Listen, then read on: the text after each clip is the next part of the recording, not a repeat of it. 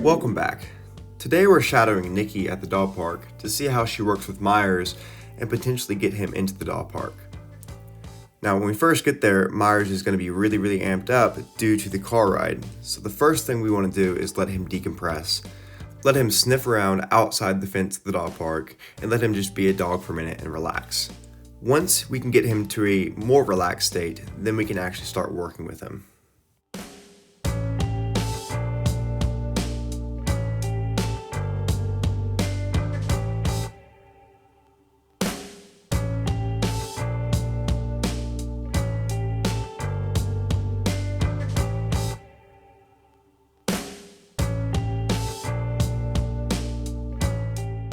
Now, after giving our dog plenty of time to decompress, we want to see where our dog is at mentally and emotionally.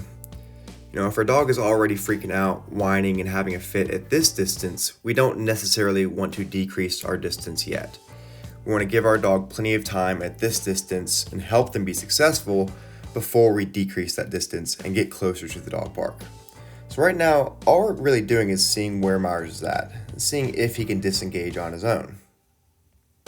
And it's important for Myers to kind of learn how to disengage on his own so that he's not constantly looking for us for that information. It's important that our dog can be self-sufficient in these scenarios because, well, for the most part, our dog's going to be in there by themselves. Yeah, we might be joining them, but our dog's going to be kind of left to their own to basically communicate with other dogs and to handle conflict. We'll be there as a backup, of course. Now we will decrease distance and then see where he's at from there.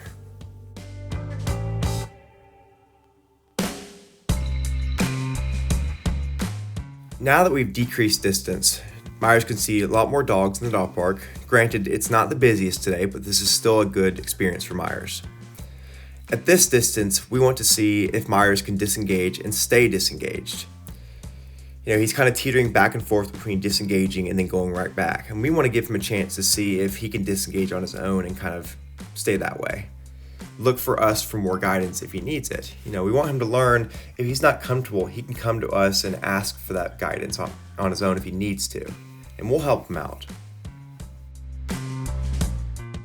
So since Myers is a little unsure at this distance, has a little bit of barking, has a little bit of anxiety, what Nikki is going to do is then increase distance. Doesn't have to be very far. It might just be, 5 feet, 10 feet. And that should be just enough to help him out. And what Nikki's kind of looking for right here from Myers is a connection kind of back to her. If Myers can connect back to her, that tells us that Myers is not over threshold. We want Myers to understand that if he is kind of overwhelmed, he can look back to Nikki for more guidance. It's Myers saying, okay, Mom, I see this. I don't know how to handle this. I'm going to look to Mom for more guidance. And it's also him basically saying, hey, I think I'm ready to engage. By looking at Nikki, he's basically saying, can I engage now? And if he's at that spot mentally, Nikki will let him engage with permission. So right here, Myers notices the dog nearby. Let's see if he connects back. He does nicely, so Nikki's going to pay out to him, reward him. Myers is basically ready to engage, so we're going to help him out. We're going to decrease that distance. We really want Myers to understand that he can make some decisions and he can make things happen on his own without us necessarily having to cue him or command him every step of the way. We want him to be self-sufficient.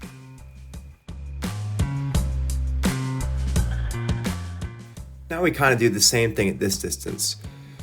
Nikki's starting to praise Myers right here, and he's not really engaging with her. So that tells us that, right now he's not ready for it yet. So we're going to give him some more time, let him decompress some more, let him kind of figure out what's working and what's not working, and then go from there. Now, a note during this, remember that we're not looking for a specific behavior. I feel like that most people, when they come out to the dog park and work on things like this, they're asking their dogs constantly to sit down, leave it, and do all these different things, when in reality, that's really just going to make your dog kind of more anxious. What we want to do is really allow our dogs to make choices on their own. We want to teach them that they are capable of doing these things because, well, I don't want to have to keep commanding my dog 24/7 the rest of their life. I want to give them the skills they need so that they can handle conflict on their own. And if I need to step in, of course, I'll step in. But for the most part, we want our dogs to be self-sufficient. And this takes time and takes practice. And it takes trust, really. Now our next step is actually determined by Myers.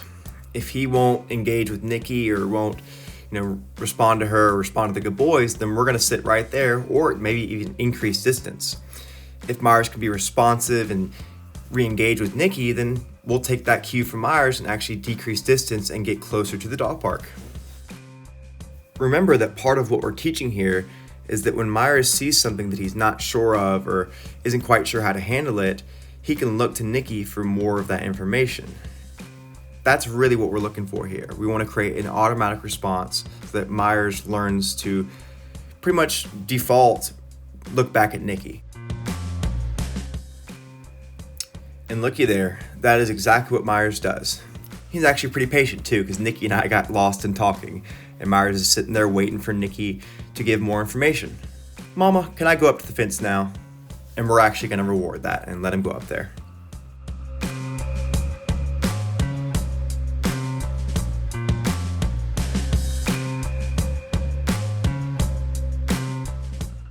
Now really, kind of the same expectations are going to happen up here as they were at the pavilion.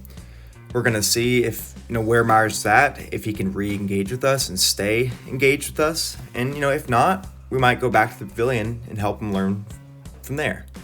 It might be a constant game of increasing, decreasing distance, and that's part of the learning process.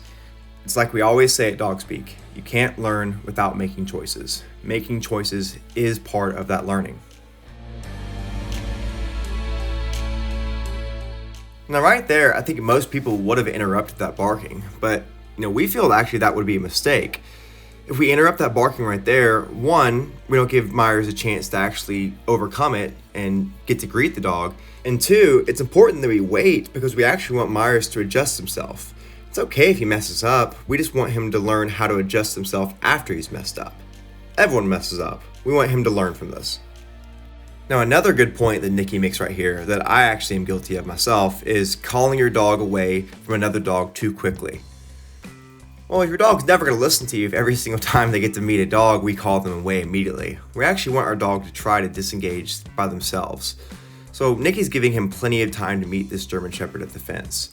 And once Myers disengages, oh, good boy, you're so good. We're going to reward that.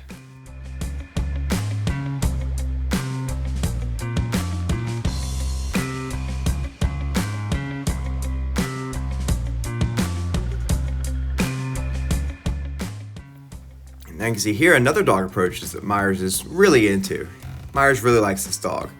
Now, rather than calling Myers away immediately like most people would do, we really want to give him a chance to enjoy this time, enjoy this dog, and then disengage on his own, which he does nicely right there. Looks back at Nikki for more information like, oh, can I go closer? Can I go see that dog? And Nikki's going to actually reward that. And let him go right back if he wants to. Now that things have calmed down and some of the dogs have walked away, now we can see what kind of responses we can get from Myers. So Nikki begins by calling Myers to her. While he's a little frustrated that Mom's calling him, Nikki is still going to follow through with the behavior that she asked. She might even decrease her distance to Myers to help him be successful. But we need Myers to understand that once Nikki calls him, he needs to come to her, and then he might actually get to go right back out.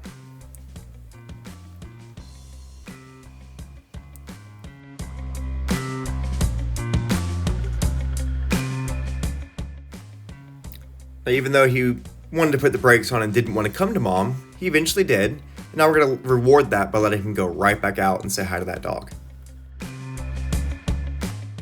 Now we're increasing our distance back to the pavilion. We're going to see how he does from here as new dogs come into the dog park. Now Myers notices those dogs, but to our surprise, he does not bark. We want to give him what he wants when he doesn't bark. Since Myers has a bad habit of kind of screaming what he wants, we actually want to reward him for not doing that here. Oh, good job, Myers. We're actually going to decrease distance back to the dog park and let him go say hi to those dogs at the fence as a huge reward for him.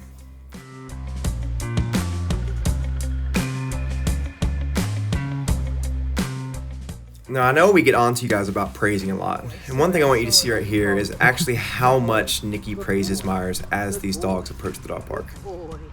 Good boy. Good boy, little man. Good boy. Good boy. Good job, buddy. Good boy. Good boy. Good job. Good boy. Good boy. Good boy. Good job, buddy. Good boy. Good boy. Good job. Good boy. Good boy.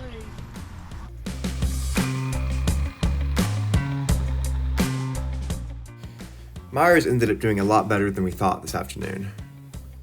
If your dog is a little uncomfortable at the dog park or a little uncomfortable around dogs, this is a great way to help your dog become more comfortable around dogs in a controlled, safe setting. I definitely encourage this to all my clients.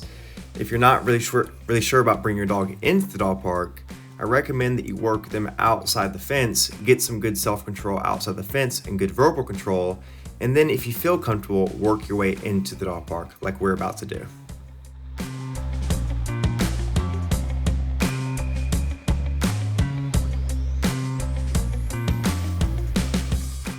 Now we've made it into the dog park, and Myers couldn't be happier.